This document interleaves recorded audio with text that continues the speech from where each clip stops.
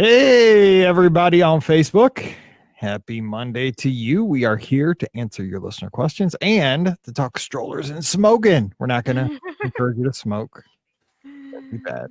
We're going to talk about policies. But what you do with your business, honestly, I don't care. You just can't smoke in the parks.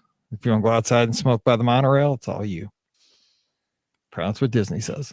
All right, so Cardinals game, 11th inning against the Pirates in the background. So if you see me looking over, I'm not checking to see if I'm getting robbed or anything. I'm just seeing if our bullpen holds up because we have not played well this year. Checking to see if you're getting robbed. That wouldn't have been the first thing that came to mind. No, we're it wouldn't moving have been. soon. We're getting ready to head out west. We're going west, young man, in the next couple months. I can't wait. Fun. Hey, everybody in the chat. Scotty, go white. Scott was up late at the Student Center welcoming the Michigan State Sparty back. They are in the Final Four. We saw. Scott, you were a little excited on the FaceTube. We saw it. That was awesome. Yes. Dude, that was so me, except Mizzou will never do anything that great that I could get that crazy about. Go white. Courtney, hello. Craig, hello. James J. Williams at the Taco Bell right now, I'm sure. Hello. Like, there things we need to, I don't know, this doesn't really have a whole lot to do with Disney, but there things that you are just like a holdout for that like you cannot make the adaptation to the newer version of? And I will give my example as I'm sitting here looking at it. I still use the computer-based version of Outlook. I cannot make the adjustment to the web-based one. I use full-on Outlook. It downloads to my computer, and one of the reasons why I do that is, first of all, it never fails me. I've never used Outlook in my life. And the other thing is, when I am out of the office, I am not having all those emails like stare at me that are from the past. Understand? Yes. Like, you know what I mean? I can read the new emails that come in, but I don't have the old emails like staring at me. So, I get it. anyways, I wonder if there are people who. I remember like the last kind of email I used besides Gmail before that was Eudora, way back in the day when we were. Oh my goodness! Back when I was teaching. I mean, that was probably back in the early 2000s. Eudora. That was like the coolest thing. And then we had a thing on the Macs called Snap or Snapchat. It wasn't Snap like the new one. It was called Snap, or maybe it was even called Snapchat, where it was the first ever instant messenger I'd ever seen. And we thought it was so cool. We could talk between classrooms. Like, I was like, man, we're talking like in real time. I'm old. I'm so old because that was exciting. I know. Well, Outlook is kind of old too. I will just say. I know. Matthew got his Smuggler's Run Fast Pass. I heard you can also book Rise of the Resistance, so get on those. You got until midnight. Get on it. I can't believe they opened that up. That kind of they didn't even post it on the. Don't do that to people. You will give people a like. What? That's why we're here. We're here to let people know, like, hey, no other podcast is letting you know you can get your Rise of the Resistance Fast Pass until midnight. Give people a heart attack. truly will. And then you can go play paintball and go to mermaid school. Yes. My husband's signing up for the booze cruise right now. I figured. Oh, yeah, that's it. Oh, Lord. He's got the Penguins jersey on. Oh, I told that to Pam the other day. I was like, whatever we do not let me forget the Penguins shirt when we pack for Florida. I was like, that thing, it's hanging there and it's been too cold to wear, but as soon as it starts getting warm, I'm going to start posting it out all the time. But I'm like, if I leave here without that, I am flying home, getting it out of the closet, and then flying back. That thing is going to be used. That's too funny. God, Scott's going to the Final Four. Scott, where's the Final Four? I don't even know where it is this year. It must be close. Must be Indy, maybe? Or I don't know. That's awesome, man. I can't imagine. That'd be so sweet. I'm going to pull our names down. I don't like that. Too much. Okay, let's do this. Listener questions. Wait till this first one. This first one's awesome. Uh-oh. We got this last week. It's not even a question. It's pretty funny. Uh-oh. I thought that was McCutcheon hitting. I'm like, McCutcheon doesn't even play for the Pirates. It's not. If I turn away, though, I know somebody's going to hit a home run. Dude, I can't do too much. I'm interested. Oh, it's in Minneapolis. That's not bad. Oh, my gosh. Yeah, this game started at 12 o'clock my time. It is 5 o'clock. This game has been going on forever. And it's cold here, my friend. Oh yeah. Oh yeah. Those people are dying. The people that are left, they should get a ticket. They should get season tickets. Actually, they've been there so long because they look cold. Rough. It's rough here. Like you do see the sun, which is sort of a rarity. Yes. Our announcers keep saying, Pittsburgh people are blue collar, man. They go out to those Steelers games when it's below zero. This ain't nothing. They've been saying all day. I'm like, oh, what does that even mean? Cold's cold. No idea. Well, cold's cold, especially at baseball games. There's like a special cold for baseball. I don't know. That's true. Okay, here we go. 1467. Welcome to episode 1467 of the Be Our Guest Walt Disney World Trip Planning Podcast. I'm your host, Mike Rallman from BeOurGuestPodcast.com and one of the great agents over at the Magic for Less Travel. Happy Wednesday to you. We hope everybody reserved their times for paintball over at Fort Wilderness and Mermaid School. I hope everybody got on that this past couple of days because you know what? Those things are filling up quickly. That's just one of the great services you get with the Be Our Guest podcast. We love our listeners and we love taking care of you. And speaking of that, we're going to take care of your listener questions right now. Joining me, she's going to be gone soon, but she's here today and Friday. We have Ricky from a DisneyWorldAfterAll.com, touringplans.com, and the Mouse for Less. Ricky, can't believe you're moving to Europe. That's amazing. I love it. How's it going? With the way I'm packing, it sure feels like I am moving to Europe. I'm like, okay, let's throw everything in the suitcase. And can I just say, Pam, I love you. I just want to tell you that right now. I love you very much. You have introduced me now to packing cubes, and they are amazing. Oh my God. I will add you to the list. I have introduced many a folk to Pam, the packing cube, and it is life-changing, right? I can't even tell you. Like, at first I saw the cube and I'm like, okay, ha ha ha, my clothes are gonna fit in this. Yeah, right. You know, like something like that. And then I started like rolling up my clothes and putting it in there. And oh my goodness, I have so many pairs of clothes in my bag and I have extra room. And I'm not even taking the big suitcase. It's the medium size. Wait until you get there and you have to do this to unpack. Like take it out of the suitcase, put it in the drawer. Boom. Done. I am definitely a convert now. So there's so much room for more activities in my suitcase. This just means souvenirs are coming. Awesome. That's awesome. No, they are great. Seriously, I get nothing from the packing cube people, whoever they are. Like what was so awesome is I have one for my jeans, right? And I literally, like, instead of laying it flat and taking up so much room, I put it straight up and I'm like, oh, this saves so much space. I know, right? So anyway, I love you, Pam Forrester. Thank you. Good. I'm glad. Thank you so much. Well, I love you too, even though you haven't introduced me to packing cubes, but that's all right. All right. Also joining us from the Magic for Less Travel, the co-owner up there in Pittsburgh, Pennsylvania, where my St. Louis Cardinals just won a marathon baseball game at PNC. How's it going, Pam? It's going good. Happy whatever. Wednesday. It's Wednesday today. Happy Wednesday. You know, I'm happy for you that your Cardinals won. You know, but we do have that beautiful park, I will say. The beautiful ballpark. Yeah, it is. It is the most beautiful park there is. So but it was cold, I will just say. Very, very cold. It was. All right. Well, hey, let's get to the questions and the comments from our inbox. It's Mike at BeOurGuestPodcast.com. If you have anything you would like to add to the show. First, we're going to Frank.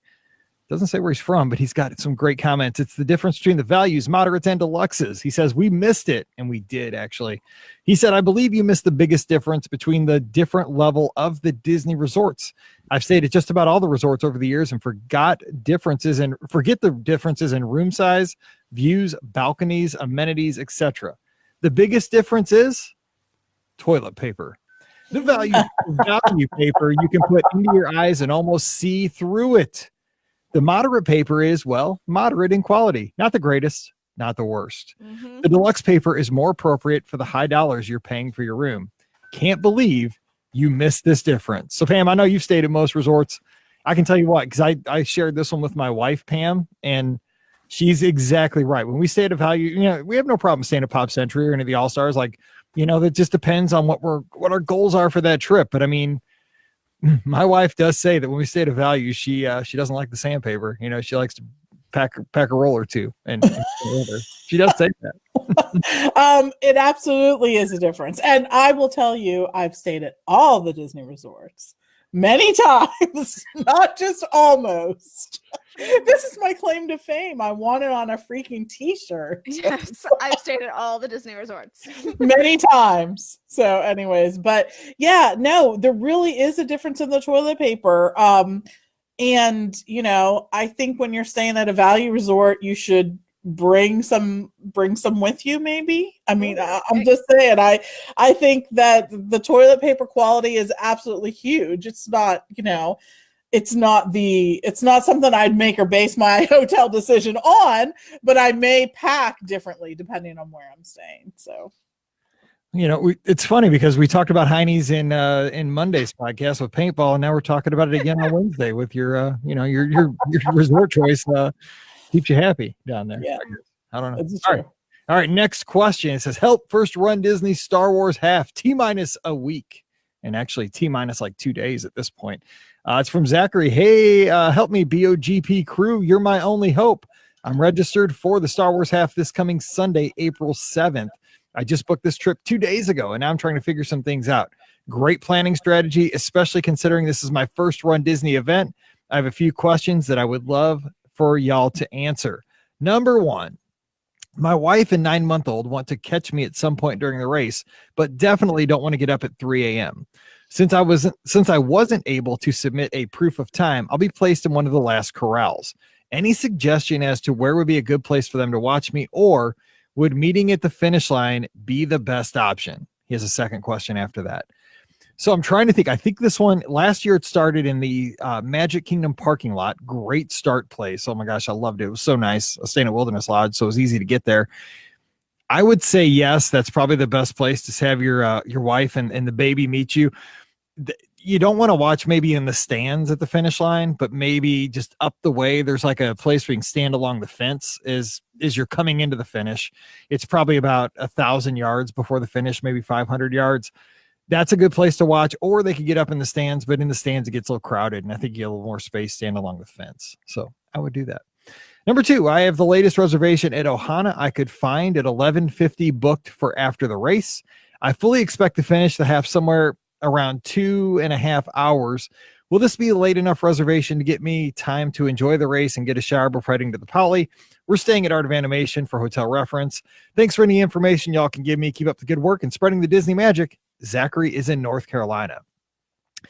I would say with 11:50, yes, you're going to be in plenty of time. You will be starting the race at 5:30, finishing the race or probably about 8:30 or 9 o'clock by the time, if you're running that pace, and by the time you're starting from the back corral. So if you're done by 9:30, you're getting back to the hotel 10:15, taking a shower. Yeah, you're going to be fine. I think you'll be close. You'll probably, I would guess you'll be at the Polynesian by 11:30, easy. Right, Pam? I mean, I'm trying to consider the times, but I think he's going to be fine. I think so too. And if you're cutting it close, take an Uber from your resort back to. Good don't call. You think? Yeah. I mean, I don't know that I'd take it right after the race because there will still be some road closures, and actually Disney Transportation is going to be moving the most efficiently through Walt Disney World at that time. And the most efficiently as compared to, I don't know, like, I got to put that in quotes because it won't be the most efficient, but it will be moving as efficient as possible during that time. But by the time you're heading back to the Polynesian, absolutely, you'll be able to take an Uber and it'll be running well. Yeah, the buses have been awesome getting you back post-race back to your hotel. They've been just great my last few runs. So no problem there. You get back there quickly. Cool. All right, next question. Let's go to the chat here. Oop, it just jumped. And it's from Chris Rivera. It says, we'll be in Walt Disney World July 1 through 6. Which park should we avoid on July 4th, and which fast passes are a must? So we will actually be there on the 4th of July as well. I like to be, the park I go to on the 4th of July is always Epcot because I love the 4th of July fireworks at Epcot. And it's the last time to see Illuminations with the extra booms for the 4th of July. I love that. I don't know if there's Ricky, would you say there's a park to avoid on the 4th of July? I mean, I guess Magic Kingdom. Yeah, if you're gonna avoid one. that's kind of what I'm thinking is Magic Kingdom.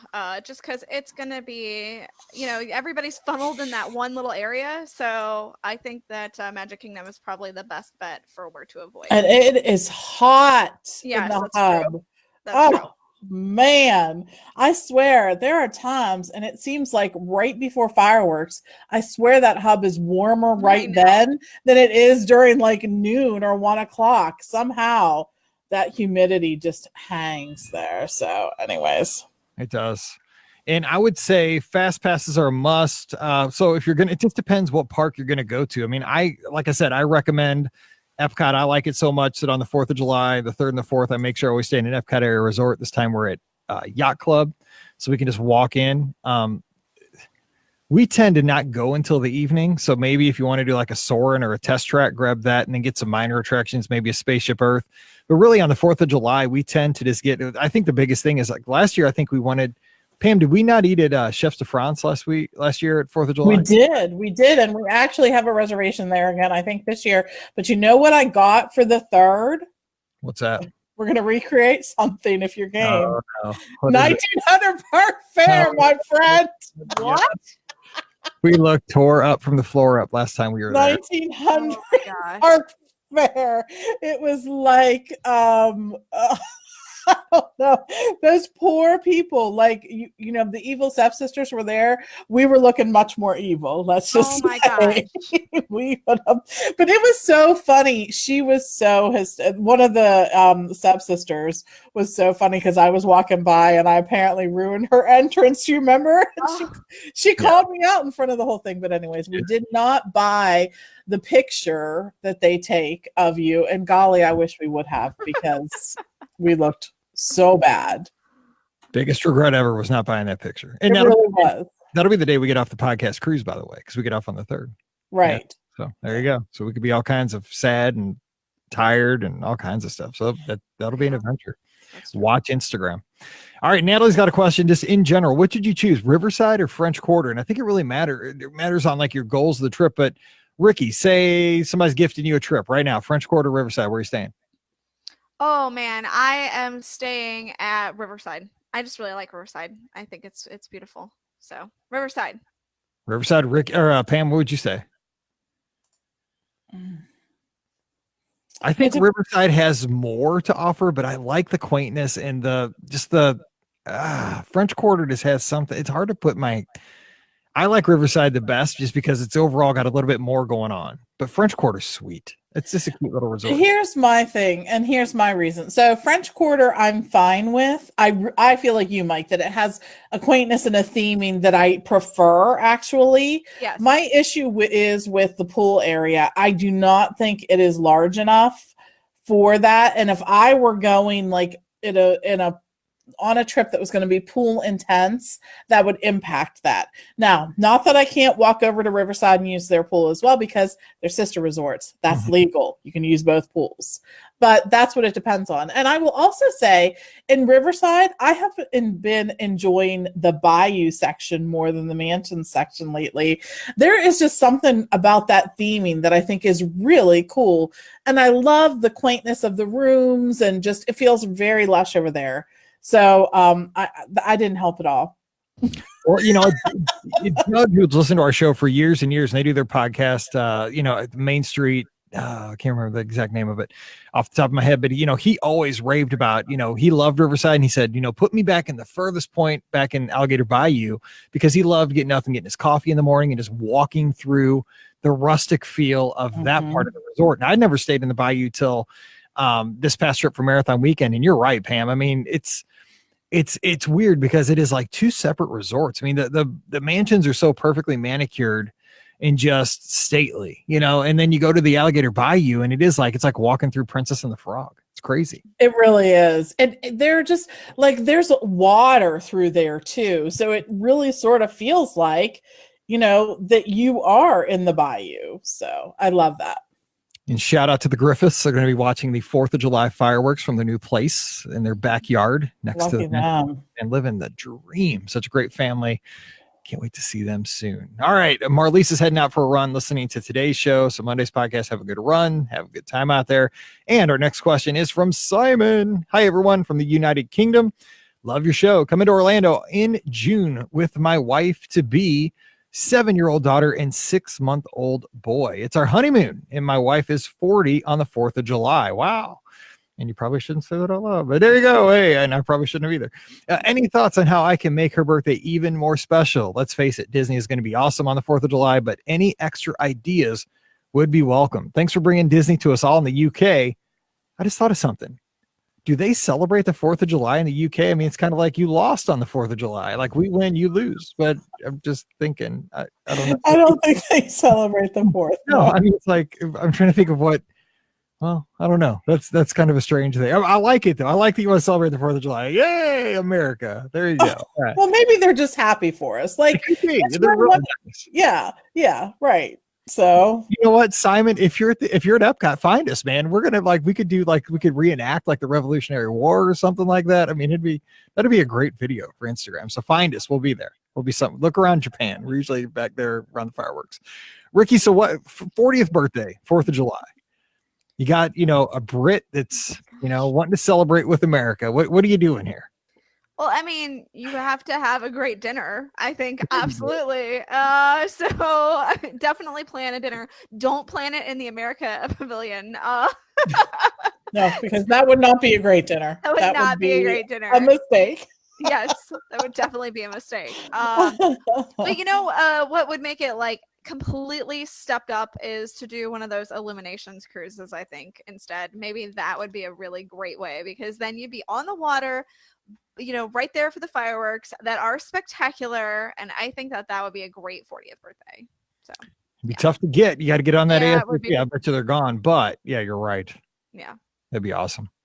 All right, next question from Kristen in the chat. Do you guys know about the D23 event at Hollywood Studios on May 1st for the 30th anniversary? I'm not a member, but I've got fast passes at the park for that day. Do you think the park will be bonkers? Also, any word on what time the new nighttime projection show will be that night? Thanks so much. And did we mention that there's fast passes now available for Rise of Resistance? Stop. Do not keep that going. That's terrible. Okay, that's it's not April Fool's anymore. That's true. That was a good one though. All right, Ricky. So yeah, make sure that was a joke, people. Don't go running to hurt your thumb on My Disney Experience app. Don't do it. All right, Ricky. So what do we know about that D23 event, Hollywood Studios on May 1st? I'll be there on May 1st. Woohoo! So I don't know a whole lot about it. But I wouldn't expect crowds to be, huge. They'd probably be, a little bit above average, just because it is the opening, it's the anniversary of the park, but I don't expect them to be just ridiculous. So you should be just fine. And as far as the projection show goes, I would expect it would be maybe 15 to 30 minutes before the fireworks are scheduled to go off. That's just a guess, though. I'm entirely sure. Again, we won't know until they actually release the schedule. But I believe it's replacing what's already there, which is the one that celebrates the movies, Disney Movie Magic. So I suspect that whenever that one's taking place right now, or at least scheduled to take place, that would probably be the time that the new show will take place. Just a guess. All right, there you go. All right, next question says Magical Express questions. Hey, BOGP crew, I'm in the early phases of planning a weekend getaway for Princess 2020. Right now, it looks like my mother will be going with me and meeting me there. Thanks to room ready texts and online check-in, I know we would be able to go straight to the room even if we arrive separately, but would there be any issues getting on the Magical Express separately? Should we list the later arrival time or the earlier? I've handled separate departures via Magical Express going back, but never upon arrival. Also, is Magical Express 24 hours? The flight I'm looking at wouldn't arrive until 1 a.m. Anything special that needs to be done for that late, early of an arrival? Go Lizards! Best, Jennifer. All right, Pam, not a problem. So walk Jennifer through this procedure. It is not a problem. So here are some things you need to take into consideration. When you are going to get on the Magical Express bus at the airport, the only thing you need to really be concerned about is, first of all, that you're signed up for Magical Express, and secondly, that you're listed on the reservation. If your flight time were to change, if your flight times are incorrect, if any of these things happen, it won't impact your ability to go ahead and get on Magical Express. Don't worry about that. Yep. And what was the other part of the question? So she's asking, if it runs 24 hours, it does run 24 hours, yeah. but you will have to fetch your own luggage and just put it on the bus. Yeah, absolutely. And honestly, in my one time that I've taken Magical Express, I did fetch my own luggage. You want to know why? Because I wanted to know that it was with me. Right. And I didn't want to wait up for it to be delivered. So, there was stuff in there I needed. And if my room was ready, which I knew it would be since I was arriving late, I wanted to have my luggage. So. You see, if I get in, say, past 8:00, I'll get my own luggage. But otherwise, I don't like the mess. I like, because I'm still new to the flying thing. I like it magically showing up a few hours later. But like, if I know that, say I'm landing after 8 and I know it'll be 10:00 by the time I get to the room, man, I'm in bed by 10. I'm an old guy. Like, I got to be in bed. So I don't want somebody at 11:30 with my stuff. I just, I want to have it with me. But if I'm getting there in the morning and I have my day bag packed, I'm good. Just bring it to the hotel. I'll mess with it. All right. Next questions from Jack in the chat. Hey, all, I'm taking my wife to California Grill for dinner, and I'd like to surprise her by wearing a suit. That would surprise my wife if I wore a suit, because I don't own a suit. So that would be very surprising, because she'd be like, you went out on your own and you purchased it and everything. Wow. Who is that spy over there trying to pick me up with a suit on? Anyway, he says, we're going to spend the whole day in Hollywood Studios with the family, and I don't want to wear the thing all day long. Do you think it's workable to just keep it in a locker at the studios until it's time to go to the Contemporary? So, Ricky, what do you do with the suit if you don't want to suit up all? Because think about it, though. Think of the pictures you could have all day at the studios if you wore a suit. Oh, no. You could look like all dapper in front of the like Tower of Terror. I mean, you could. Like a total spy. You could look dapper. You could also destroy your suit. So True. Probably not a great idea. Would a locker, though, hold a suit, because are they that large? I think it would get wrinkled up. Well, it probably would. But if you want to surprise her, and that's the best way I can think of to do it. I honestly don't know of any other way. Pam, if you took it to guest services up front, you think they would cut you some slack if you explain the situation? They just kind of throw it in an office. I think they might. I would feel more like your chances are, I don't know that guest services would want to take responsibility for that. Yeah. I think you have a better chance of going to the Contemporary. And if it's in like a suit bag, asking them to store it with luggage, that may be something that they'd be willing to do. But that's going to be a lot of behind the scenes, though, to hide this all from your wife, right? You're going to have to like get up early, take an Uber to the Contemporary, have them hold your I don't know. My husband would not be able to pull this off. Let me just tell you this. No, you just wear that sucker all day long. You know what I'm saying? Like, get your mileage out of it. Just think of the memory maker photos. Seriously, like by the Chinese theater, you're standing there looking, and you got to get sunglasses so you kind of look like a spy. Oh, you're gonna ruin your suit. Well, yeah, that's probably why I don't own a suit, because I don't know how to handle it. So anyway, all right. Next question says, any tips for a 4-year-old Frozen fanatic and first timer heading to Disney World in November? It's from Elizabeth. Here we go. I'm a new listener to your show and a total newbie to Disney trip planning altogether. Every time I see the word altogether, I think of the movie Airplane. Let's say it all together. Disney World was not a part of my childhood vacations growing up. My husband and I went once for a quick trip in 2014, pre-kids, and it was then that I decided that being a Disney every year kind of family was going to be a life goal. Anyway, fast forward a few years, we've got our first family trip booked for November 9th through the 14th, 2019. My daughter will be 4 and my son will be 2. She's a total Frozen super fan. I'm hoping to be able to fast pass Frozen Ever After and the Frozen sing-along celebration, but I'm wondering if you know anything else Frozen related that we should look out for, especially with Frozen 2 scheduled for release later that month. Thanks in advance for any tips and doing the show, Liz. All right, Ricky, what else can a frozen, let me make sure I get it right, a 4-year-old frozen fanatic and first timer do for this trip? Well, there are a couple meet and greets that you are absolutely going to want to do. So the first one is in Epcot, and it is over by the Frozen Ever After attraction. And here you're able to meet Anna and Elsa. So that is going to be key right there. I absolutely think you'd want to meet Anna and Elsa. The second thing that you should consider doing is you should go to Disney Hollywood Studios, and it's in the celebrity spotlight section of the park, and you can actually meet Olaf. So that would be another spot that I think you should absolutely make sure that you go and see, because I mean, there's something special about getting a warm hug from Olaf, right? There is. Yeah, he's so cute. And it really is a meet and greet that I think the line doesn't get that bad. Every time I go and do it, I'm like, why isn't this line worse? I mean, not that we ever want to wait in a long line, but it just seems like, that line, it keeps it under control somehow. So, Yep. All righty, good stuff. All right, our next question. Let's see here. Tim says, hey, gang, on our upcoming trip, we'll be leaving the Magic Kingdom at noon with our car and checking out Art of Animation and Pop Century, which we have never seen, with plans to eat lunch at one of the food courts. Which of these two is your favorite for lunch and why? Thanks for all you do, Tim. And I know Tim's heading soon. I think this is going to be a place that's going to become a destination with gondolas, running through those resorts. And it's going to be a place, I think, because I think that fans that are not like us, that maybe don't understand Walt Disney World as a whole destination, like the listeners of our show, they might get on a gondola and, check out Caribbean Beach or check out Pop Century Art of Animation. I think it's going to be an opportunity to really see these resorts. They're doing it by car, which I think is cool. I've stayed at both many times.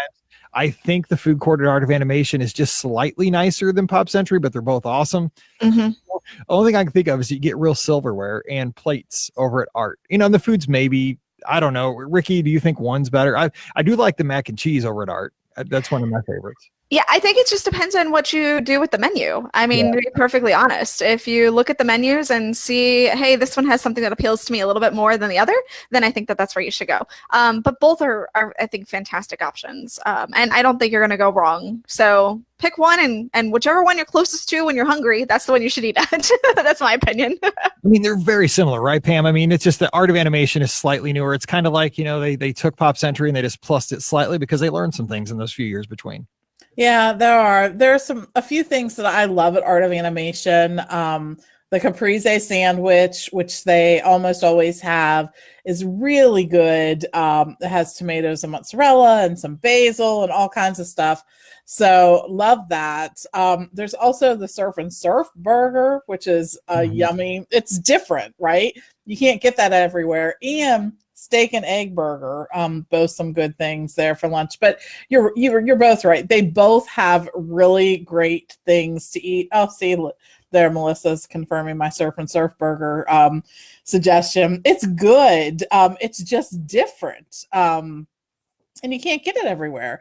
So, but they both have great food courts, and I love to get my food and sit outside in that little area there. I think it's just a cool location. You can sort of hear, like, the pool's there, so you can kind of hear it in the background, and it's just a cool, like, vacation-y thing to do. So, both great choices, though. Make sure you walk around both resorts. There's so many great pictures. So it is. You're right. I mean, that you just brought up something that's really, I just thought about that, and I'm like, it's interesting because even though, like, at a value resort and you're eating outside of Pop Century or Art of Animation because they're set up kind of like mirror images of each other, you do have the feature pool kind of right nearby. And it's not really a relaxing sound, like a waterfall, but what it is, it's the sound of excitement and vacation. And you're right. I mean, I love that sound, but I mean, it's not like something I would fall asleep to with my, device here that I have, my Dot, that I ask every night to play, rainforest sounds. I do that every night in the bedroom, but it's like,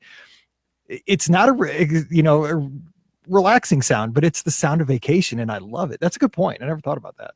it is. I love those sounds. Those, for me, as I'm trying to put my finger on the things that, like, really impact my vacation and the things that get me excited, it's stuff like that. It's those sounds of, like, kids and families and people splashing around in the pool and, silly stuff like that you really like. All right, next question. Best moderate resort for 2020. Mike, Pam, and Ricky. I love your podcast, and shout out to Mike for booking my last trip to Disney World for my wedding back in December. Thanks for enduring all my questions. Emily, I live here for brides and Disney trip planning questions. You always have. I mean, basically your whole life. Yeah, let's just be honest. Yeah, I mean, I'm just telling you, my whole life, and Ricky's as well, has been surrounded by brides and grooms and wedding receptions and music. Absolutely. And, planning vacations. That's how it is. That's how I've been brought up. Anyway, I'm planning a mother-daughter trip for my mom and I next May for Flower and Garden Festival. I typically prefer staying in deluxes, but this trip needs to be budget friendly. We're going down for 4 nights, and our biggest focus will be Flower and Garden because my mom is a big Epcot fan and really wanted to be there for one of the festivals, which are pretty much year round at this point, so it's easy to do. I'm also excited to check out Galaxy's Edge. Of the moderates, which would you recommend? I'm leaning heavily towards Caribbean Beach, but I'm a little nervous because it's hard to find anything positive about that resort online. Although by 2020, I'm pretty sure all construction in that area will be wrapped up, and I'm excited about the opportunity to try out, she called it the Skyliner? The gondolas. That's right. Anyway, what would you guys pick? Thanks. Emily is up in Seattle, and I'm not sure if she's sleepless. Oh, all right. So, yes, I was in. Melissa says I was the best bridesmaid at their wedding. You were absolutely the best bridesmaid.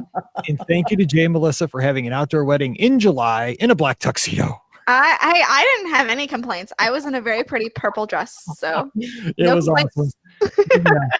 It's a whole nother level of hot. Like when I get hot down there now in like shorts and a t-shirt, I'm like, remember when I stood out there on the boardwalk in a full tuxedo?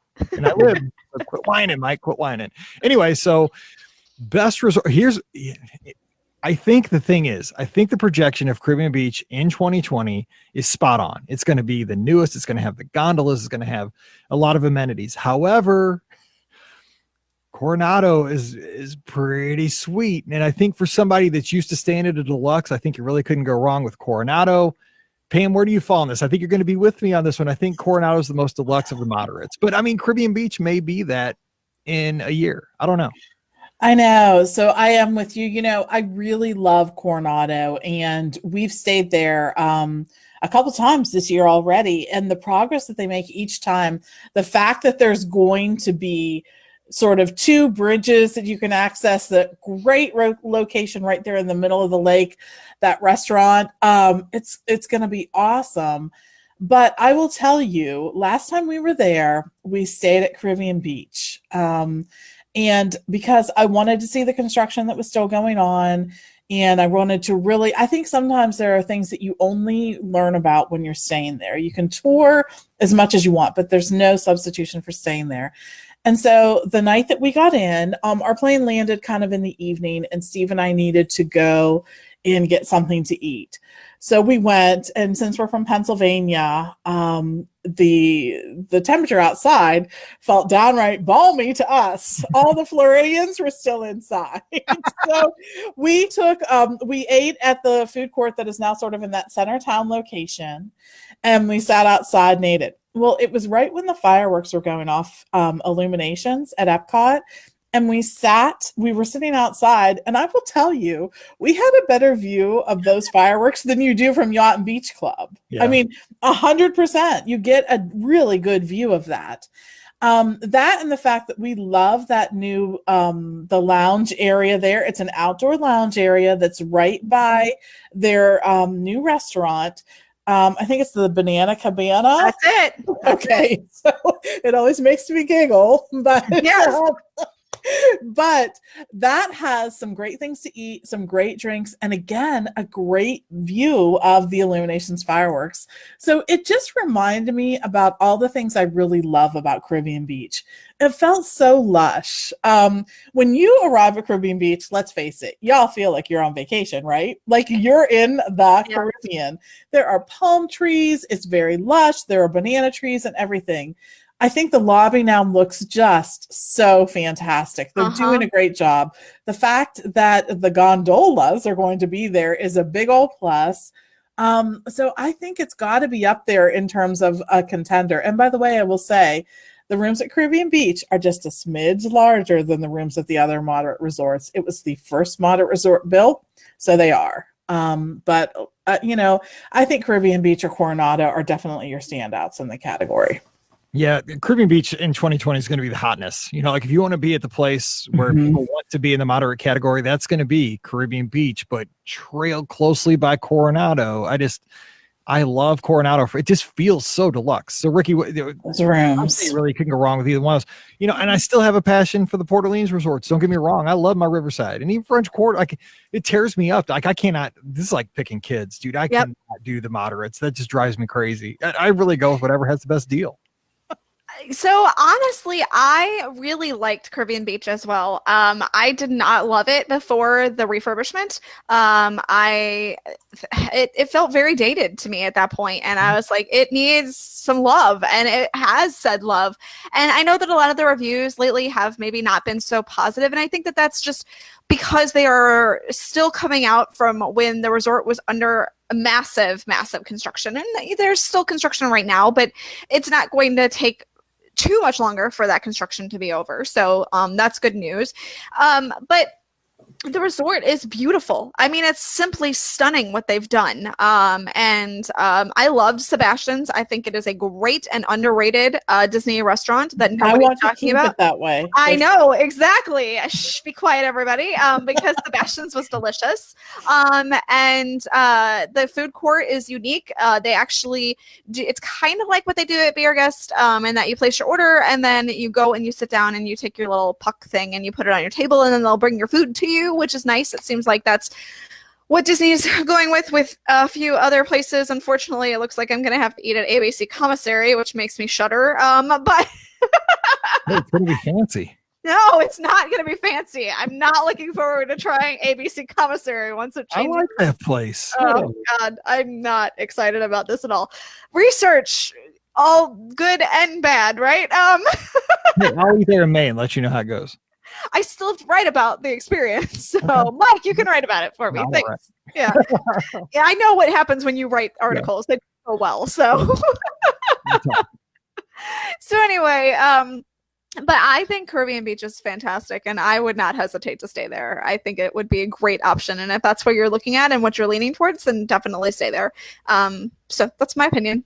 All right, Jack's got a great question in the chat. An easier question. What are your favorite dishes at Olivia's? We're making sure to go there on our next trip. Thanks to you, Mike. All right, first of all, we don't talk of Olivia's outside of this podcast. If anyone asks you, it doesn't exist. Correct. Yeah. You act puzzled. You're like, what?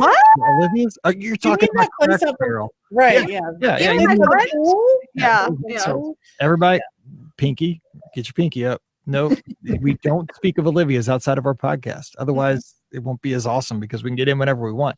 All right. So Olivia's, my go-to dish there is the buttermilk chicken. You cannot beat the buttermilk chicken with the biscuit, the white gravy, the potatoes. And man, I had a really good breakfast over Princess. And it was, if Scott's still in the chat, maybe he can remind me of what that was called, because he told me to get it and it was so good. But buttermilk chicken for dinner. Pam, what do you also, the Duval burger there is sweet. I know you talk about that, and I've had that. That's what Steve always gets. Steve always gets the Duval burger. I actually, and I think it's only on the lunch menu, but you may be able to ask for it at dinner. They have a Mallory Square Cobb salad, which is basically a Cobb salad, but instead of chicken, they use shrimp, and they have crab meat on it too. Nice. So it's really good. The other thing that's good there, I think, is they have like a mahi mahi, like BLT sandwich, only it's made with mahi mahi and bacon, lettuce, and tomato. And it's really good too. God, I wish I was at Olivia's right now. I know, right? Now I'm really hungry. It's dinner time, and I love that place. Ricky, do you have a go-to at Olivia's? So I do love the fried chicken, but a few times I've been there and I don't know if it's still on the menu. I haven't looked at it lately, but they had a prime rib that I've had before. That's fantastic. Oh my gosh. Cooked to perfection. Really, really, really, really, really good. So I've had that before and been very pleased with my meal. All right, let's get to the next question. Got to get to this right away because it's autumn. She says, currently at Walt Disney World, just got back to Pop Century after full day at Epcot. Man, you're living large. That's oh my gosh. She says, considering booking a bounce back offer, are they worth it? Okay, Autumn, yes. Okay, let me tell you why. You have to book it by midnight the day you check out. So you got to make sure that you put the deposit down while you were there. Not actually while you're there, but it has to be by midnight. By the time reservations closes, which is usually 10 o'clock Eastern, by the day you check out, get that deposit down. Here's why you do this. It's always going to be a pretty decent deal. Usually one of the best deals you can get, but always a decent deal. And when you get home, you can modify your dates. Now they have to fall within certain booking windows because bounce back offers have windows of availability. It's not all the time, but summer, usually there's a decent availability there. Sometimes in the fall, early winter, and you place that deposit. And if you get home, you need to make a change, no problem. You do that. Even when you get home, if you need to get a refund, you can get that money totally back if you decide it's not for you. However, this is one of those things that it's there. And once you get on that airplane to head back home, if you didn't take care of it, gone. That discount is no longer available. So Pam, I say always try to get this done, because if you change your mind when you get home, no harm, no foul, but it's gone if you don't take the chance. Yeah, it's absolutely one of the better deals that Disney offers. And the great thing about the bounce back offers is not only can you book them with your travel agent, but we can continue to monitor those in case there is, like Mike said, another discount that might be better. We compare each time the discounts are released to make sure that you're having the discount that works best for you.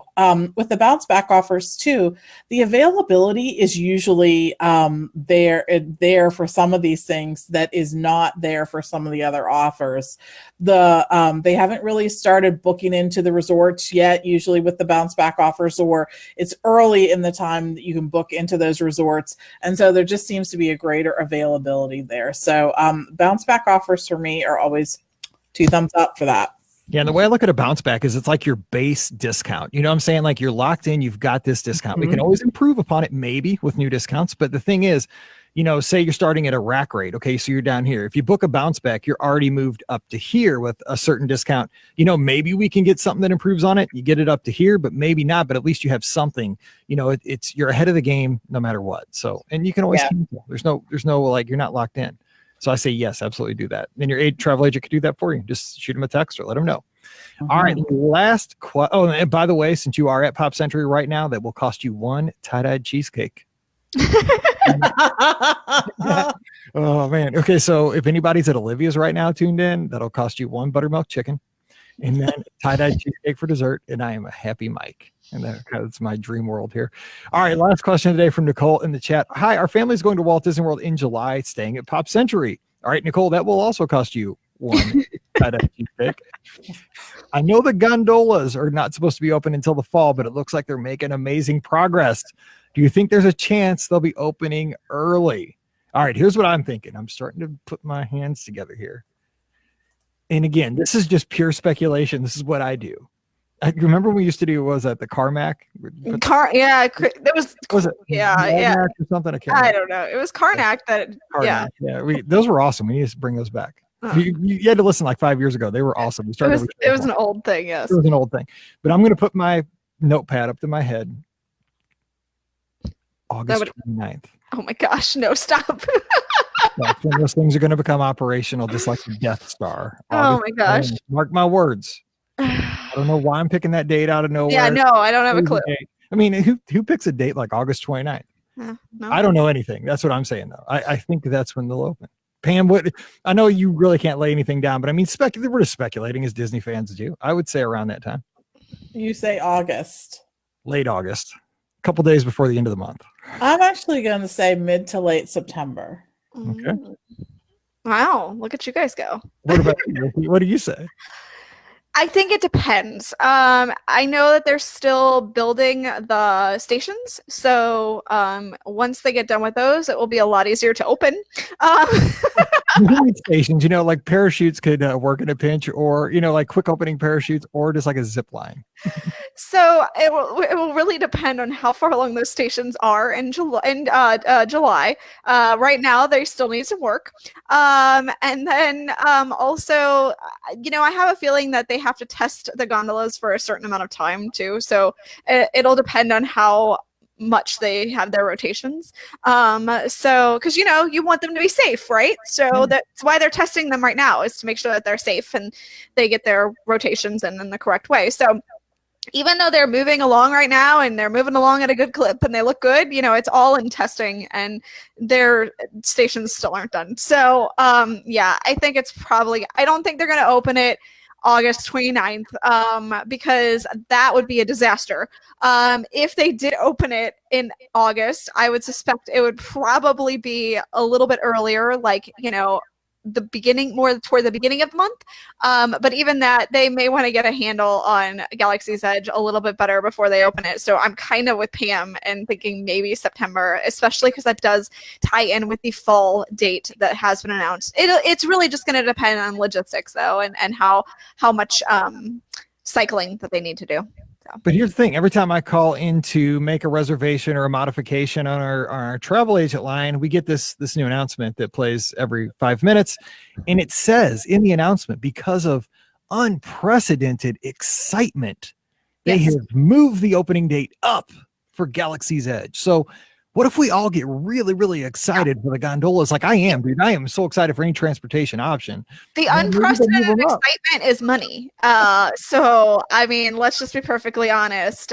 Disney is excited to make money, and that's why they're opening up Galaxy's Edge early. Let's just call a spade a spade.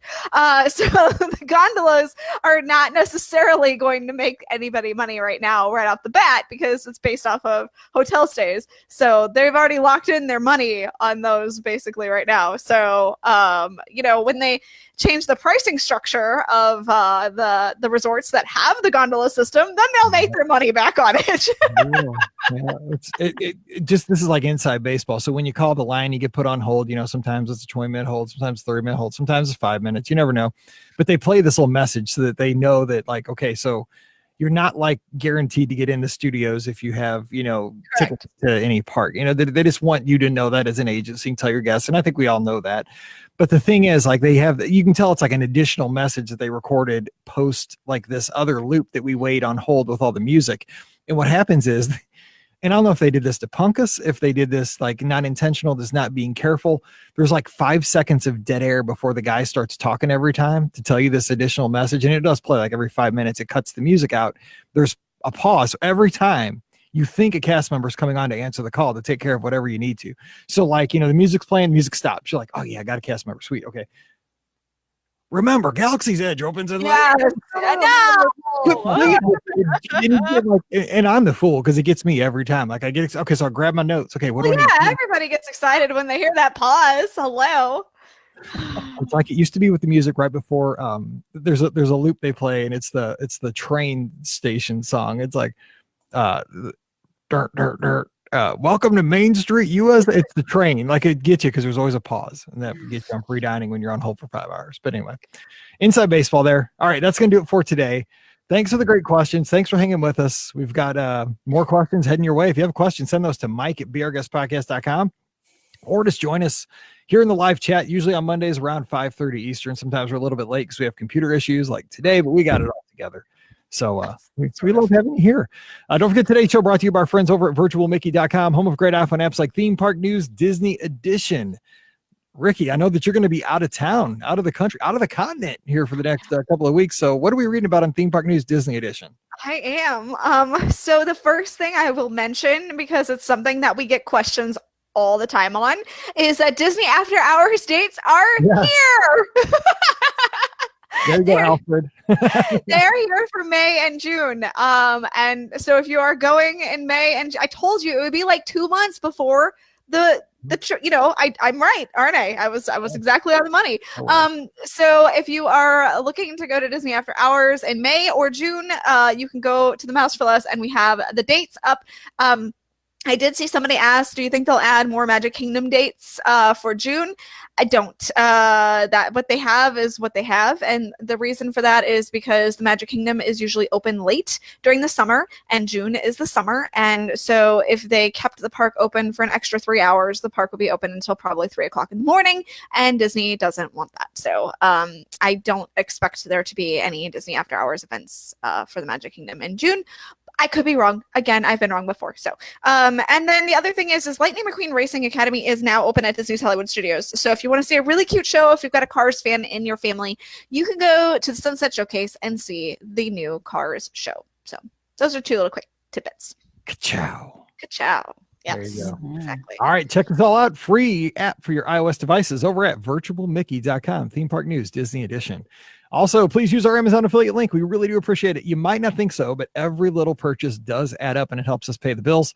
It's beourguestpodcast.com/Amazon. And I am going to ask you for a huge favor this midweek. And I'm going to remind you again on Friday. If you wouldn't mind going over to iTunes and leaving a rating and a review. Some of these have expired over the last 11 years. I know it's crazy, but we appreciate it so much. If you could put a few kind words up there and give us a nice rating, we'd appreciate that. So again, just drop by the iTunes store, just search Be Our Guest and leave us a rating and a review if you have not done that before. We'd sure appreciate that so much. All right, so give us a follow on social media. We're on Instagram and Twitter at Be Our Guest Pod and at Be Our Guest Mike, and drop by the Facebook page with over 8,200 other Disney fans. Facebook.com/Be Our Guest Podcast. All right, we're going to be back again on Friday where we're talking strollers. We're talking smoking or not smoking in the parks. And we're talking a lot about a lot of other fun stuff as well. So come on back on Friday. We want to see you here. So for Ricky and Pam, I'm Mike. Wishing you a great Wednesday. Time to head back to work, and we'll see you real soon. All right. Ricky, you got that going better. That was good. I fixed it. I figured it out. I was clicking on the I know wrong you mic. forgot because you hadn't used that computer. And once we got going, it was like, oh, okay. Yeah, no. We picked 2 things today. If only we could fix this thing, then I would be able to use my regular computer. Man. Oh, and we have a listener that's working on our website to make it a WordPress site, by the way. Wait, we do? Awesome. Who Yes. is it?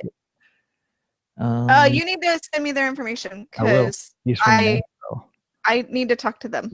He's from Nashville. Okay, well, I need to talk to them. So I won't say it on the live stream, but I'll get it to you. I'll forward you all the information. please do.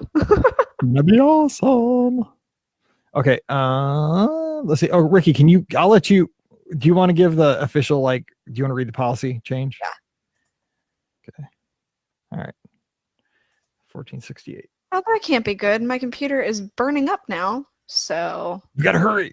Oh, wait. Sarah's got a question.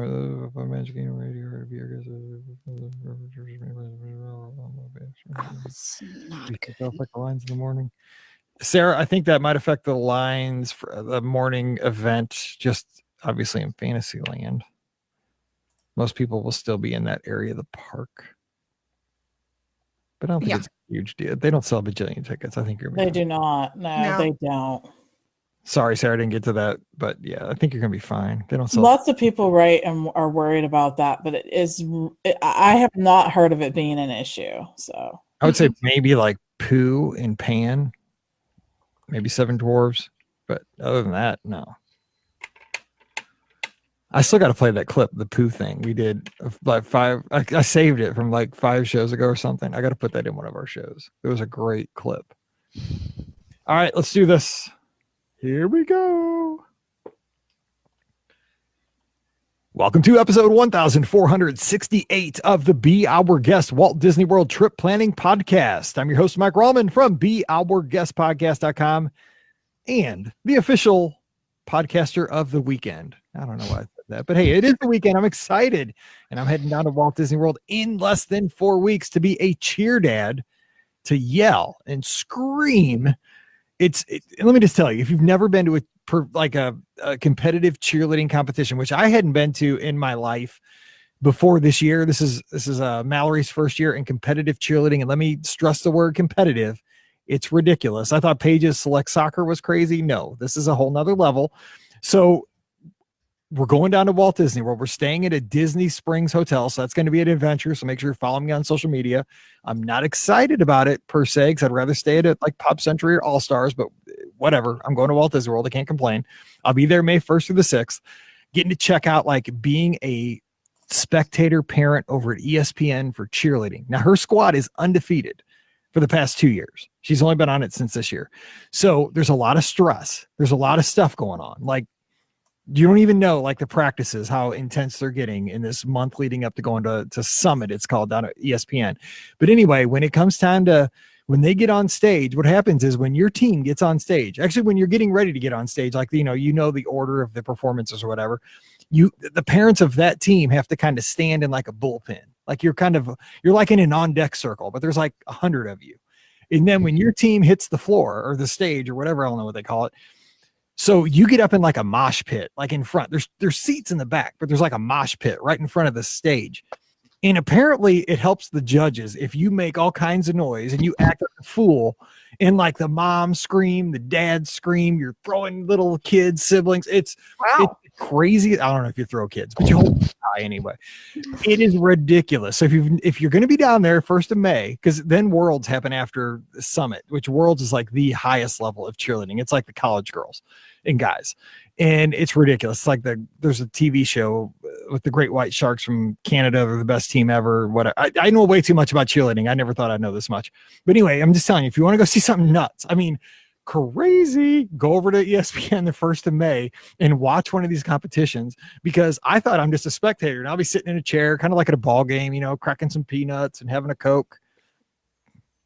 No, I'll be up there. I'm going to have to like, you got to wear black and gold because that's their colors. You got to have a platinum shirt on. It is crazy. So if you want to see me act a fool, even more than I usually do, ESPN, May 1 through 6, I'll be there. Anyway, long story, getting ready. Less than 3 weeks. I got to, be in shape for this, like just as much as the girls. Anyway, Ricky from DisneyWorldAfterAll.com, touringplans.com, and the Mouse for Less. Long story, fun weekend coming up. What's going on, Ricky? Yeah, it's a fun weekend. I am getting ready to get on a red eye. So I can't believe I'm doing this. I am going overseas tonight. Like, what is this life? I can't believe you're running a full marathon over in Paris. Yeah, I'm not, but Brian is. So I still can't believe this is happening, and it still doesn't feel real, and it won't feel real probably until I like land in Heathrow, and I'm like, I don't know where I'm going. You totally got to tell me all about this, because you're a Missouri kid just like I am, and I mean, like, I don't know if we're really built for international travel, but it can happen. So I'll be excited to follow the adventure. It can definitely happen, and it is happening. So I'm glad that we're landing in an airport where they speak English, which is nice. Because someday I do want to go to Tokyo, and I want to see Tokyo Disneyland. So that's the bucket list. But this is a good first jump for that, I guess. So super excited. I will have pictures from Disneyland Paris. So that's exciting too. I'm going there for 3 days. So that's super. I still can't believe I'm doing this. I'm sad. I missed the Armageddon show, which just closed on the 1st, or the 31st or whatever. No, I'm not really sad. I missed the Armageddon show. I'm gonna sing a song to you. No, it's okay. Please don't. Close my eyes. Yes. So stop that. But yeah, so I'm stopped. I'm also super bummed that Phantom Manor is still closed, and I am heartbroken. So I am missing Phantom Manor, which is possibly the best haunted mansion of all, minus Mystic Manor, which I know is pretty awesome too. But I'm so bummed that will not be open during my trip, and like they just keep pushing it back. The refurbishment. They're like, okay, now it's going to be this month, and now it's going to be the next month. And I'm like, no, please. Yeah, but that Space Mountain looks pretty sweet. Oh my gosh, it goes upside down. I know, and it's got the tube on the outside thing. I think right now it's Hyperspace Mountain, so that'll be fun too. And they have an Indiana Jones coaster, and I get to run these Ratatouille Adventure for the first time. Okay, no, that's not what it's called there, but I get to ride that before it gets to Epcot, so I'm excited about that too. So it's most importantly, what Brian's going to do at mile 19, right? He's going to tell you there's no shame in quitting. No, he's gonna wee. Oh, jeez, no. I can't believe you fell for it twice. Stop. I can't believe I did. It's France, Ricky. It's France. Anyway, also joining us, who's actually been to France. She could tell us how it all is. We have Pam Forster, co-owner of the Magic for Less Travel. What's up, Pam? Happy Friday. I have. I've been to Disneyland Paris as well.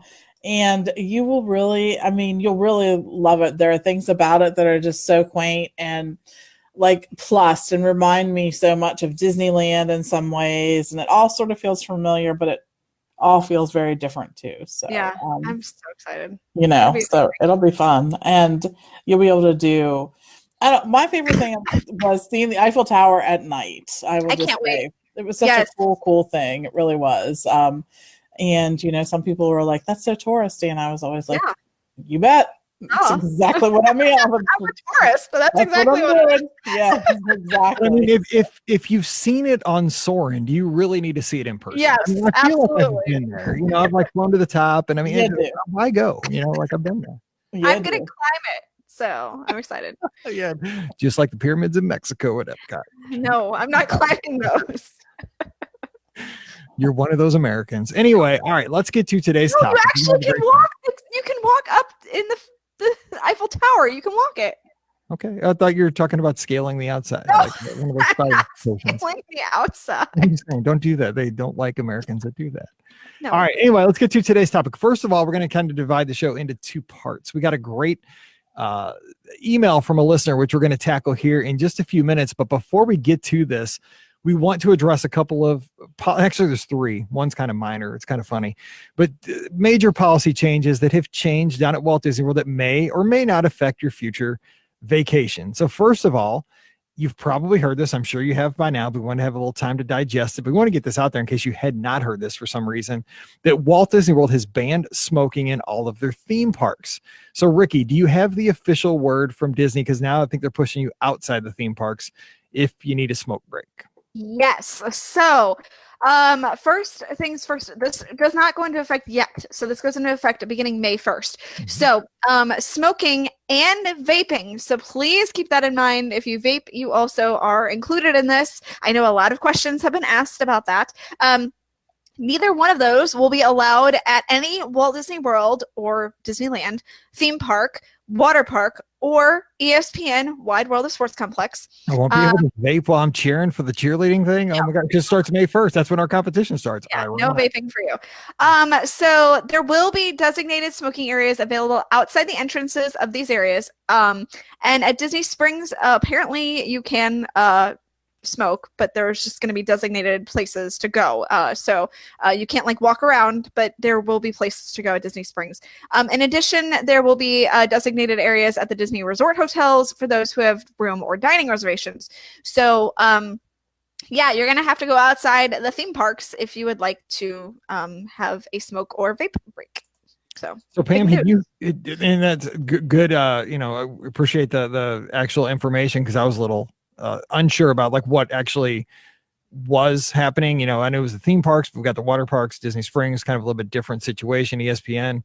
So Pam, obviously we were moving this way. You know, obviously that's kind of how the trend is with public spaces in general here in the United States. But is this going to affect too many vacations? I guess it does. I guess it matters if you're a smoker or not.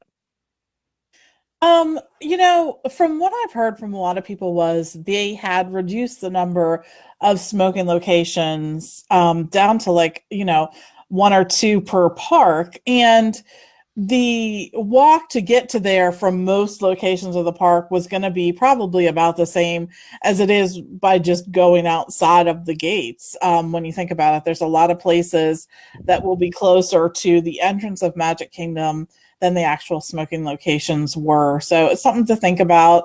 And I think that it's just sort of in line with Disney's overall policy on, you know, moving that way, creating a space that's safe for families and things like that. So, yep. This will not be the case when I'm in Disneyland Paris next.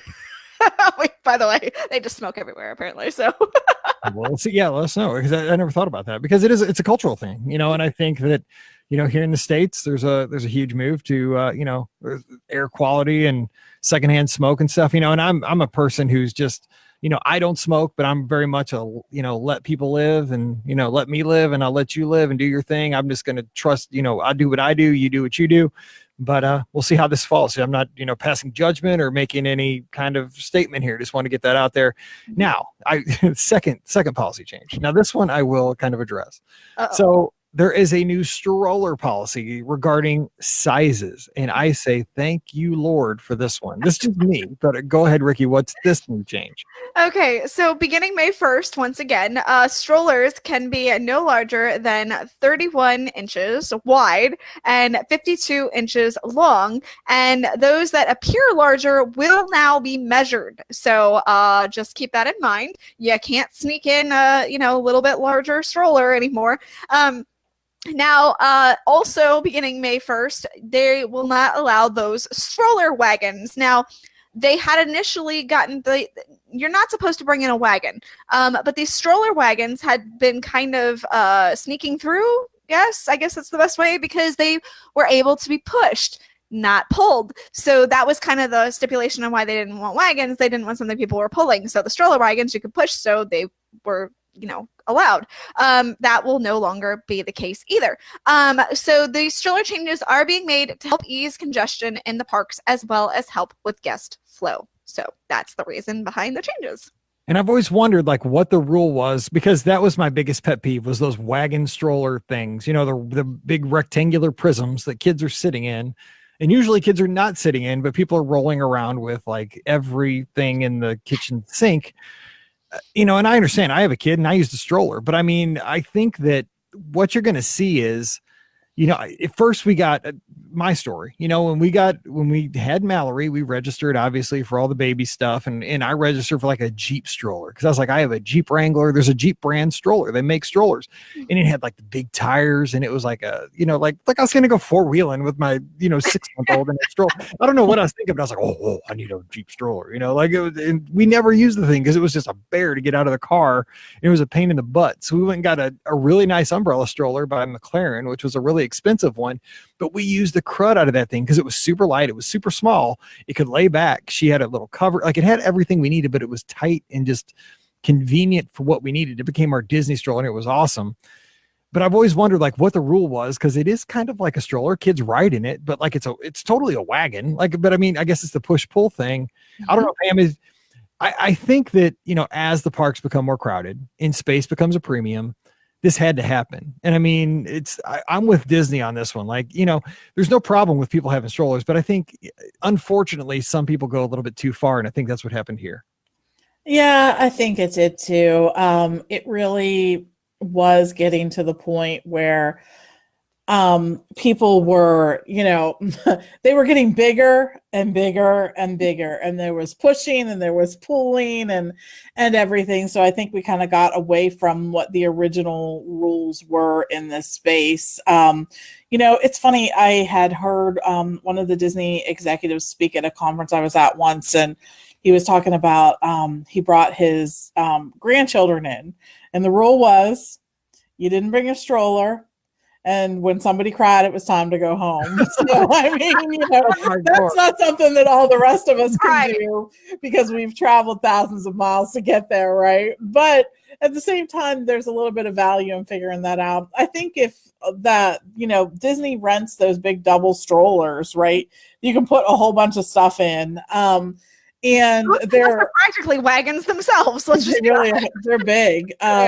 And then you can also, within the confines of the allowed strollers now, that still fits many double strollers. So I think that will still give people an option to, use that as it was. Anytime there's change, there's going to be people who are elated and people who are upset.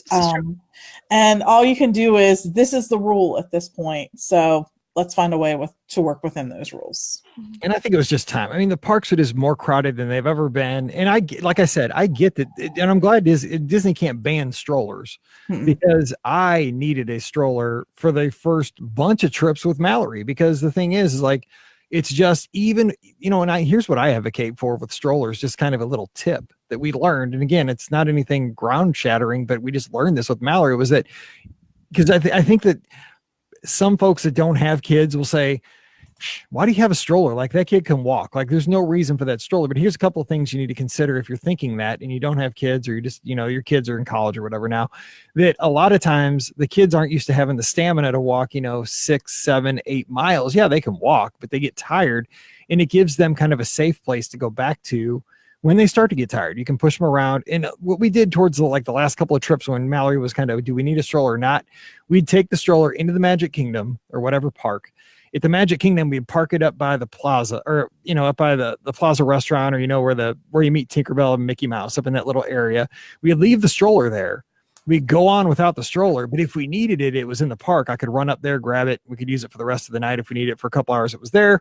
We picked it up on the way out of the park, on the way, if we were leaving, didn't need it, we took it home with us, but it was there in case we needed it. But yeah, I think that, these things were getting to be too big. I mean, too big. Like, I don't have a problem with double strollers, but like these wagons, sometimes it's like you see like an 18-wheeler coming down the road, but then you see like an 18-wheeler that's got the extra trailer hitched to it, and it's like a train. Like that's what this is becoming. Like seriously. Well, Like, and you had those specialty strollers then too, of ones that look like Cinderella's carriage and stuff like that. And I'm just like, is that necessary? Like, I mean, I know I don't have kids, but like, do you really need to tow your kid around in a stroller that looks like Cinderella's carriage? I mean, I get that you're a Disney and all, but like, I don't think that's necessary. This is huge. This is taking up so much space. and let me just say, I've seen full-on adults curled up in the fetal position in a Disney rental stroller, and they fit full adults on New Year's Eve, and they're just kind of there. Anyway, let's get to a more fun topic. So that was kind of just. Oh, and the third thing, Disney's not allowing you apparently to bring in ice and coolers anymore, and so I was trying to think about the logical reasoning for this, and here's what I came up with, because I don't think they really said why, but because they said once you get into the park you can ask for ice at the quick service locations, they'll give it to you. I think what it is that the security guards have to search bags and stuff, and I mean, think about it, if you're a security guard and you got to stick your hand in the ice multiple times, like it gets cold. That's what I'm guessing. Ricky, is that the reason? That's absolutely, I believe the reason that they're doing this is because you can bring in ice if it is in a Ziploc bag. So if you need to keep things cool that way, because they did say like you can bring the little, I think there's a restriction on that though. Just Is saying, there? the size of the bag. Does it have to be like a gallon size bag? I've heard a gallon, and that makes sense. Right. I don't know that Disney has put out an official, but I have heard a gallon. A gallon makes sense. Like that seems like a decent sized bag to put ice in. Anything bigger than that seems a little excessive, but hey, who knows? So that at least you can have ice that way, like if you needed to keep things cold, because if you are staying at the resorts and they did talk about the the ice packs. Well, you can't freeze an ice pack in the fridges that they have there. So you can still go get ice from the ice machine though and put it in the Ziploc bag and then put that in your cooler. So you're still okay there. Again, keep that the size idea in mind, but I think that mainly it was mostly because of security reasons. I mean, they have to search your bag, including the containers of coolers, and if you're trying to hide something in a container of ice, I can easily see where they would be like, no, I want to make sure that there's nothing in that container. So at least with a Ziploc bag of ice, they can kind of shake that around a little bit and see, okay, there's nothing in here, but if you stick your hand in ice, I mean, that's no fun. So, and I know that a lot of people are worried about the fact that it was because people were dumping ice and slipping on ice cubes. I don't think that has anything to do with it. I really think that it's a security reason, and that plain and simple makes the most sense. I know that people can still dump ice out of their cups, if they, really wanted to or whatever. So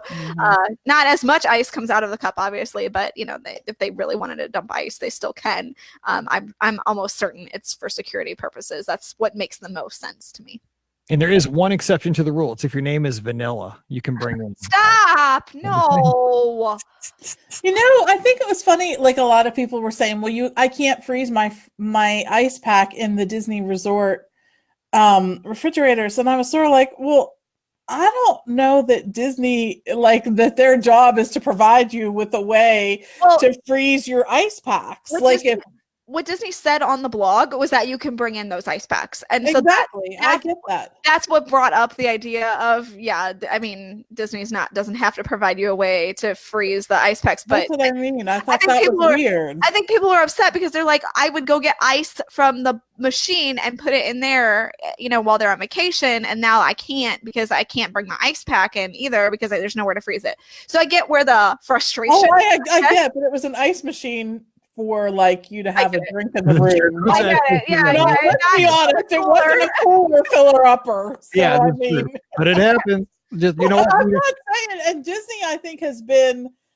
Look, there are places that you go, amusement park and ballpark and otherwise, where you can't bring in any outside food. I'm so glad Disney allows us to bring in food. Exactly. Yeah. I think that they've gone out of their way. It just was the whole like, well, I can't. Disney hasn't provided me a way for which I can do this. No.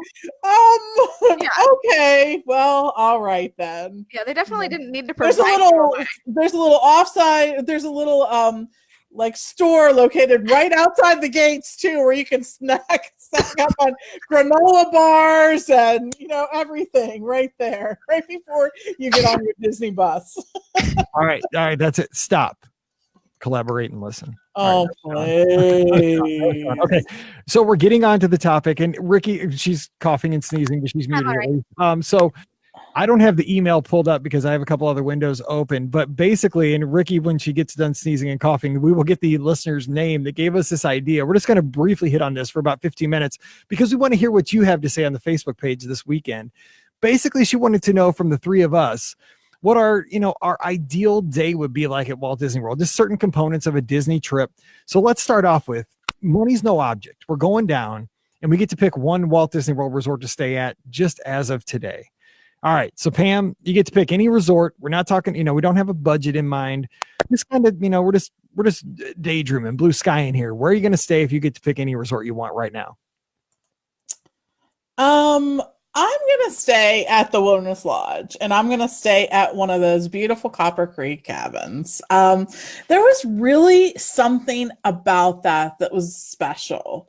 The fact that it felt like your own little house sort of on Disney property, I think was really neat. You could sit out in that screened-in porch. You could use the hot tub, and it was. I watched the fireworks from the hot tub. Right. I mean, not a bad gig, right? No.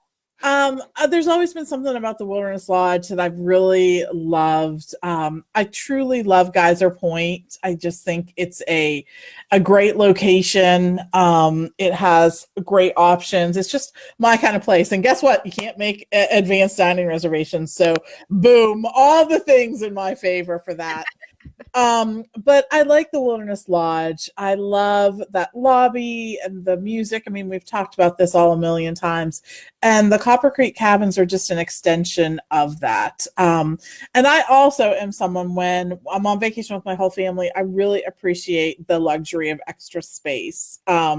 So sometimes having that kind of space is really cool. But yeah, loved those. Love those. That's actually going to be the one I picked, but I'm going to have to go with my second pick because it was just, you're right. I mean, it's like you wish your house was like that, like you're living there for the time that you have that cabin, and it's amazing. The location, everything is amazing. But I mean, just how the actual unit is decorated, how the actual unit is constructed with the vaulted ceilings and the rustic look and the hot tub right outside your door there, screened in with the boats going by back and forth through the Magic Kingdom. Amazing. I mean, it's one of those things you just have to relish every second that you're there because it's the ultimate. To me, it's the ultimate place I could ever imagine staying at Walt Disney World. I loved it. It was a really cool opportunity. All right, Ricky, are you with us? I'm with you. Okay, you're with us. All right. Yes. Where are you staying?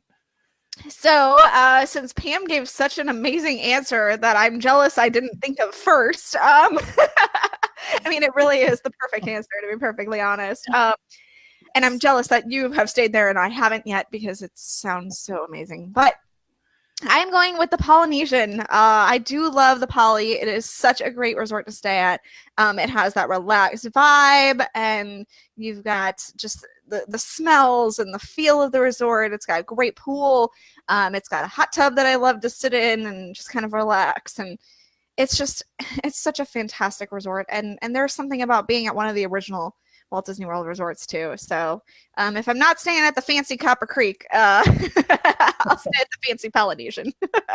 Sounds good to me. All right, mine is going to be the Boardwalk. And this is so weird because, again, I've said this a few times, that the Boardwalk is probably the last resort that I ever wanted to stay. Like I would read all the, reviews and everything, and I thought, oh, Beach Club. Yeah. And don't get me wrong, Beach Club's awesome. I'm staying at Yacht Club just because it's slightly cheaper than Beach Club. It was like $30 because I could get both for the 4th of July when we're staying post-cruise.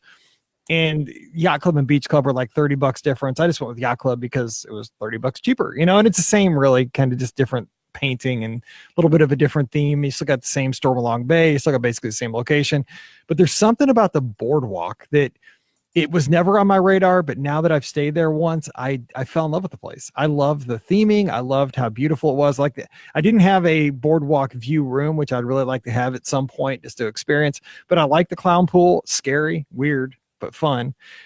like that, you know, you're a little closer to the studios, walk that path and run in the morning around Crescent Lake. I just, that's where I'd stay boardwalk. All right. So let's do this ultimate meal. So we get to go anywhere for dinner. We're going to go for dinner tonight. And I know this is weird because you might think that I'm going to go, you know, some signature restaurant. I'm going to Olivia's. I love that place. I'm sorry. It's not fancy, but it's my food. So I'm having some buttermilk chicken like we talked about on Wednesday at Olivia's. That's my ultimate Disney, because that's what I'm looking forward to in May and in June when we go back. So Ricky, where are you eating? Where are you going? Anywhere? I am going somewhere that I haven't been yet, and that is Chico. I really like the style of food that they have at Disney's Animal Kingdom Lodge, and since Chico is like the signature option there, and I really like am dying to try it. It's on my must-do list, and I just haven't gotten there yet, so that's why I'm choosing it, because you know it's still on my list. So I mean, you know, it's Chico. Hello. It's awesome. And I'll tell you, because we got to eat there this past year and it was amazing. Like it's just, it's the whole Disney experience. The food was amazing. I mean, don't get me wrong. The food was the star of the show, but it was like the whole time I was there, because that's the only time I've eaten there too, was I was constantly looking around because the atmosphere, the decoration, it was so just, it took you to another place for somebody that's never been there. And then the servers were just so attentive. I mean, it reminded me of like Apollo kind of experience on Disney Cruise Line, 'cause that's super fancy for me. It was just like that. And then the thing was with the food, when it came out, it wasn't just like, oh, here's a chunk of meat and here's a side, you know, on your plate. It was, you know, it was kind of getting like Cruise Line, where the presentation looked beautiful and the dessert, I don't even know what it really was, but it looked like a bird nest or something, and it tasted amazing. This bird nest that kind of melted in my. I was like eating a bird nest, but it was like delightful. It was amazing. It was sweet. It was some kind of candy. I don't know. It was just such a cool experience, and it was just, it fit perfectly with Animal Kingdom Lodge. I loved it. So good call there. So Pam, what about you? So I would go, I think, to California Grill. And for much of the fact is, it just, I've had so many great experiences there that, you know, I want to keep going. I want to keep going back. And that's part of the memory for me, that every time we go there, I can remember, you know, all the great experiences that we've had there. Just, they have great wine, great drinks, great view, great appetizer choices. There's always a great appetizer choice. Sometimes like the appetizers and salads are so good that like Steve and I end up doing, we split an appetizer, we split a salad, we split an entree. And if we have room, we make it till dessert, because their desserts are absolutely fantastic. But when you're talking about, you know, something that has not only these artisanal, you know, pizzas that are, you know, of some kind of elaborate concoction, but also they have the sushi and everything else. And they have such great entrees too. And again, to be able to just end the meal, or at some point during the meal, go out onto that catwalk and see the fireworks, I think that's a really unique experience, and just a great experience at Walt Disney World. So that's where I'd go.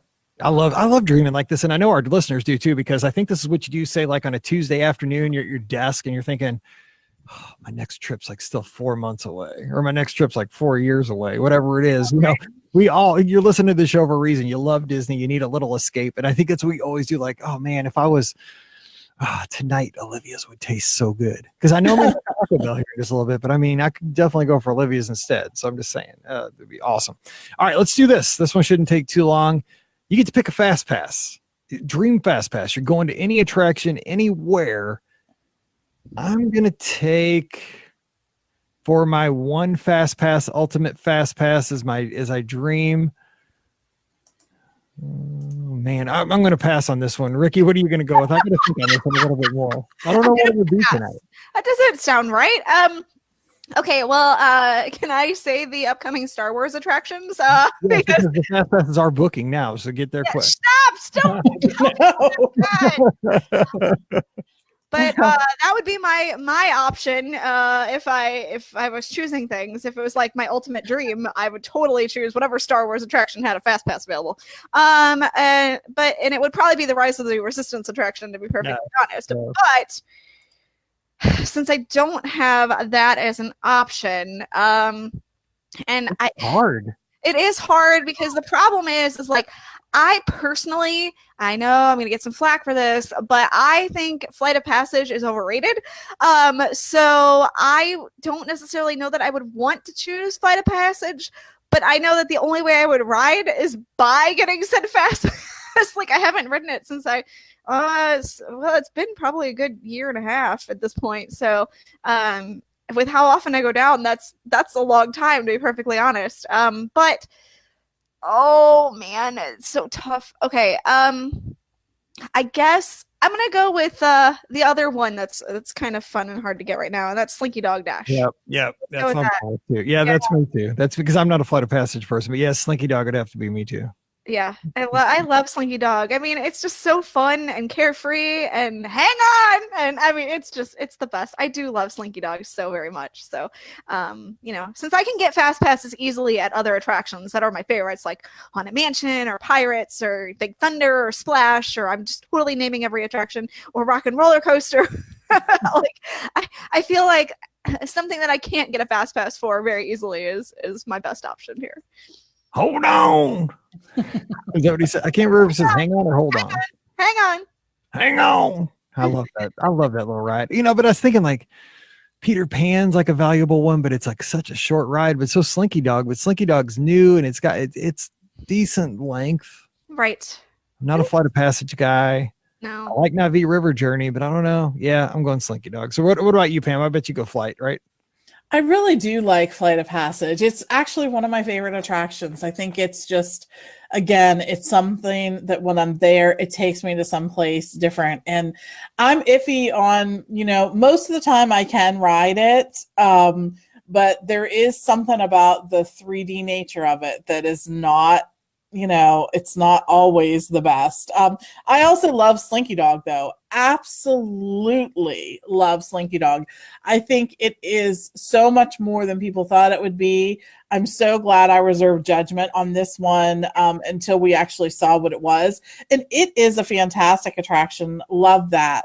But I will say, I could just as easily go with one of my old favorites too. Something that, I really enjoy riding again and again. I am a sucker for Pirates. Always, always, always. I just am. I'll wait in line for it sometimes because I like the queue.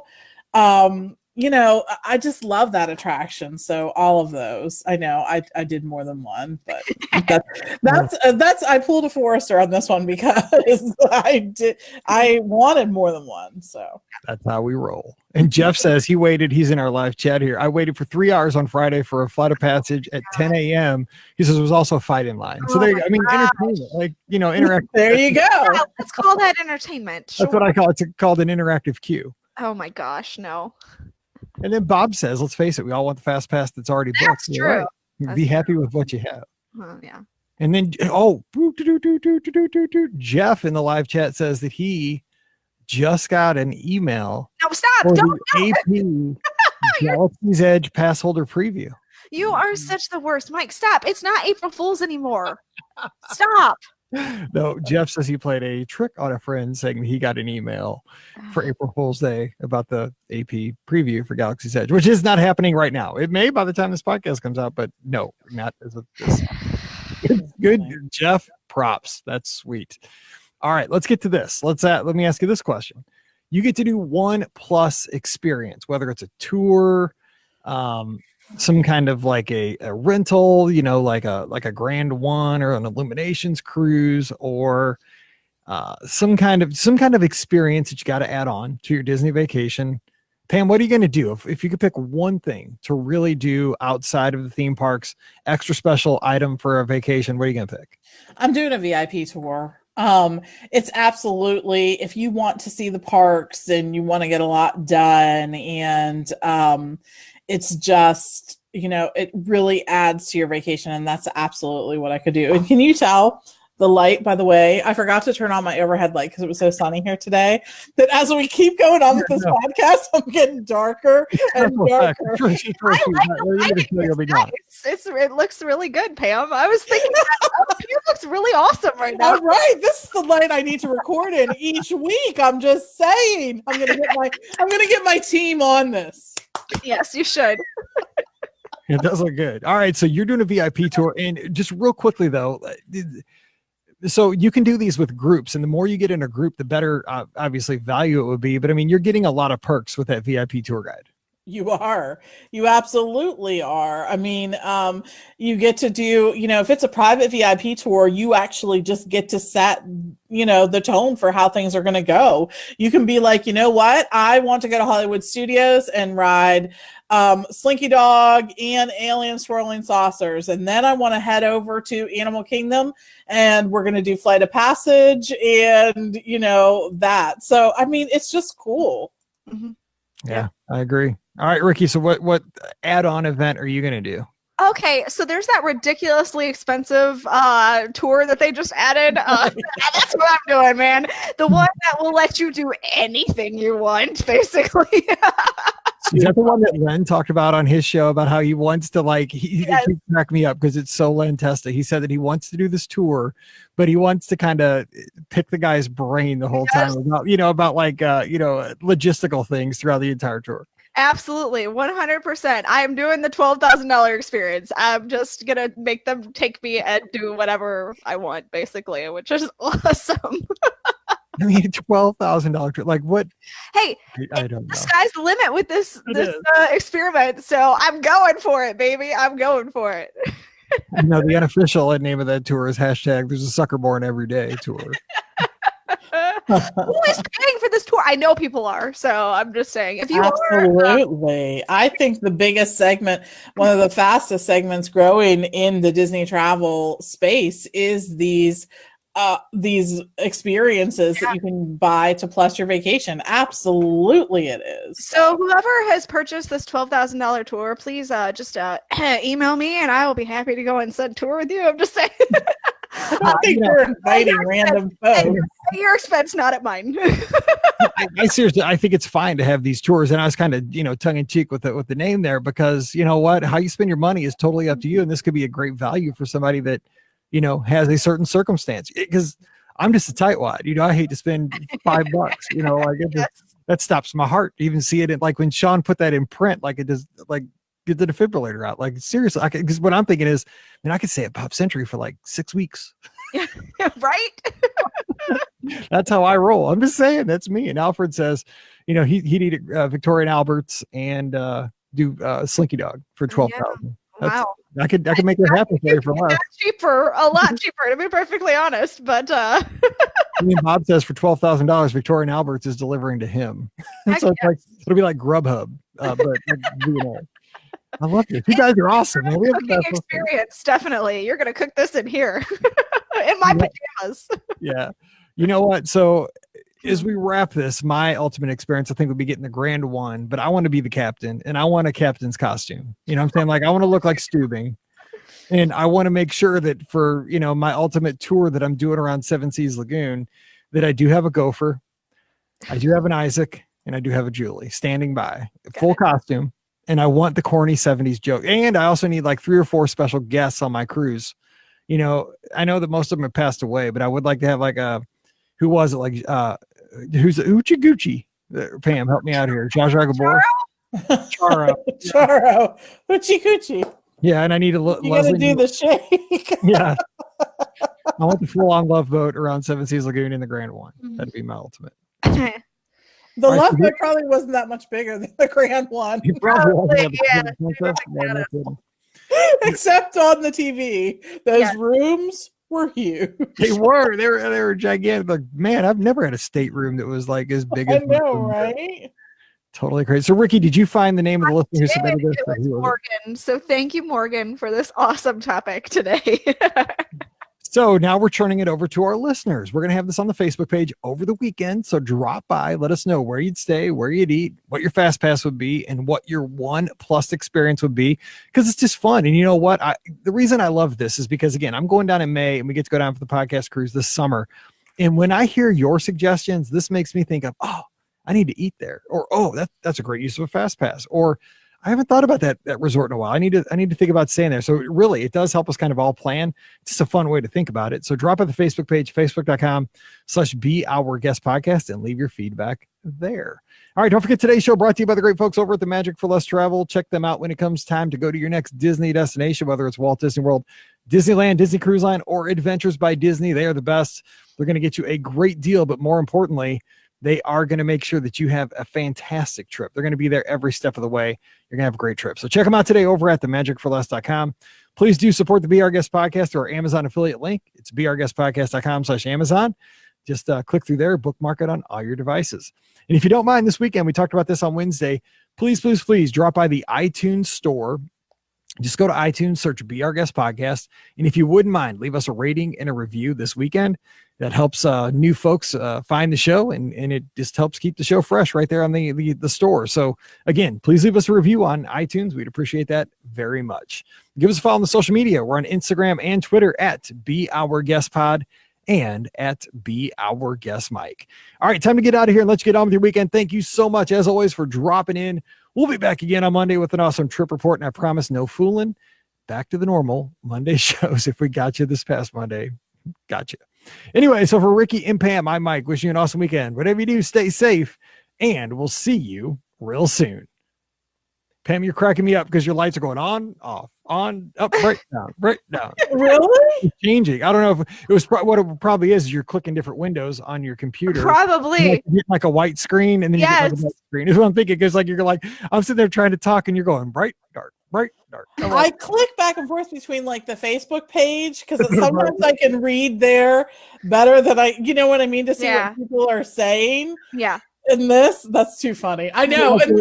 You're like in Vegas, like you were bright, dark, bright. Well, so what's funny is I don't have the overhead light on. I have all my blinds open, like on this side of me, and I also have a light in front of me, which I've started to put up because sometimes the overhead light's not enough. So this is the light I want to be in. I'm just saying. This is nice. Really good. I like it. I like it a lot. I'm thinking I should get a light like yours. The people that support me have to figure this stuff out for me. Definitely. It looks good though. It does. Yes, it does.